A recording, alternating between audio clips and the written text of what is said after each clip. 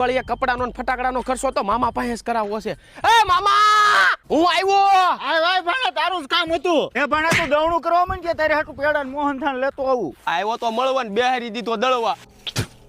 આ માંડવી દેવાની છે? ના ના માર મામાની છે. અરે પણ વેચવાની છે કે નહીં એમ પૂછું છું.